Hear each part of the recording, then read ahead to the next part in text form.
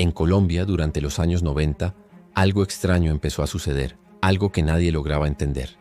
Niños desaparecían uno por uno, sin dejar rastro. No había señales de lucha, no había testigos, no había cuerpos. Solo el silencio y familias que jamás volvían a ver a sus hijos. Al principio parecían casos aislados, pero con el paso del tiempo, el patrón se volvió imposible de ignorar. Diferentes ciudades, diferentes fechas, pero la misma historia. Niños humildes y vulnerables que simplemente desaparecían. Lo más inquietante es que durante años nadie logró ver al responsable.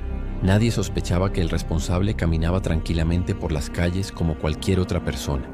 Su nombre era Luis Alfredo Garavito. En ese momento no era más que un hombre común, un vendedor ambulante, alguien que podía pasar desapercibido en cualquier lugar. Garavito no tenía el perfil que muchos imaginan. No era alguien intimidante ni generaba miedo a primera vista, y esa fue su mayor ventaja. Sabía cómo acercarse y cómo ganarse la confianza, especialmente de los más vulnerables, niños que vivían en la calle o sin protección. Su método era tan simple como aterrador. Se acercaba con calma, ofrecía comida, unas monedas o incluso la promesa de un trabajo. Algo que para muchos de esos niños era imposible rechazar. Y así, poco a poco, los alejaba de todo, de la gente, de la ciudad, llevándolos a lugares completamente aislados donde nadie podía ver, donde nadie podía escuchar. Y luego, el silencio. Durante años, Colombia vivió sin saber que uno de los peores asesinos en serie de la historia estaba actuando frente a sus ojos.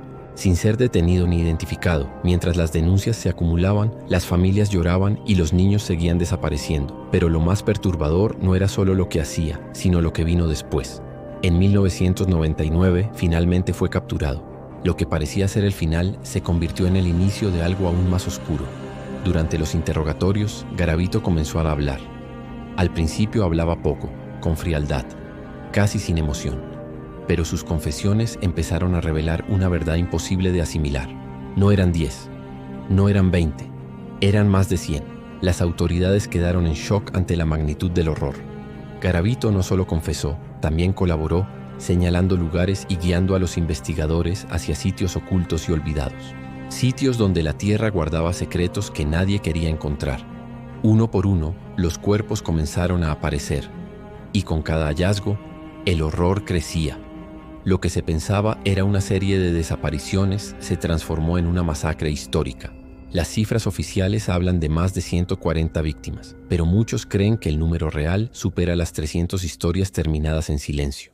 Y lo más aterrador de todo es que durante años nadie lo detuvo, nadie lo vio y nadie sospechó de él. ¿Cómo es posible que alguien haga tanto daño sin ser descubierto? Esa pregunta aún persigue a muchos hoy en día. Pero la historia no termina ahí. Cuando finalmente fue condenado, ocurrió algo que desató la indignación de todo un país. Debido a las leyes colombianas de la época, su condena máxima fue de aproximadamente 40 años. 40 años por más de 100 vidas. Para muchos no era justicia, era una burla. El caso dejó una herida profunda, fallas en el sistema y advertencias ignoradas. El mayor peligro no siempre tiene rostro de monstruo.